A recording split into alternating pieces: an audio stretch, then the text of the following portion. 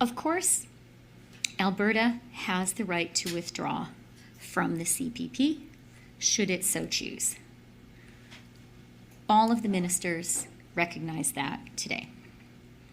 And every single minister, including me, a proud daughter of Alberta, spoke about our respect for the people of Alberta and for the absolutely essential role that Alberta plays as an economic engine for our whole country. But Alberta's choice about the CPP also implicates every single Canadian. So it was important for all of us as the federal government and provincial and territorial finance ministers to be present and to discuss together what the consequences for the whole country would be if Alberta were to leave the CPP, what the consequences would be for people across the country, including for the people of Alberta. That includes the financial reality for a province that decides to withdraw from the CPP. And that's why I told ministers today that I would ask the chief actuary to provide an estimate of the asset transfer based on a reasonable interpretation of the provisions in the CPP legislation. Our officials will work together to define the precise taskings for this work. One of the other points that I raised in our meeting, and that was raised by many other ministers, was the issue of portability.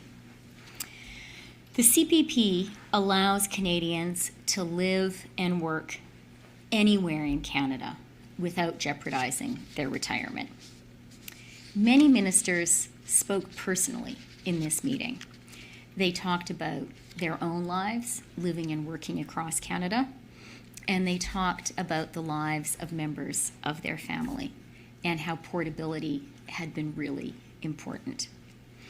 If Alberta were to withdraw from the CPP, the federal government would need to issue a regulation recognizing comparability with the CPP, and Alberta would need to negotiate complex, time-consuming portability agreements with the CPP and with the Quebec Pension Plan.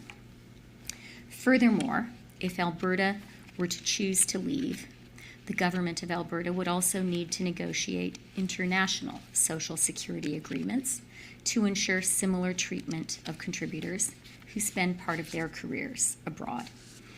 As an example, Quebec has negotiated its own social security agreements with 39 countries, and Canada has negotiated with 60.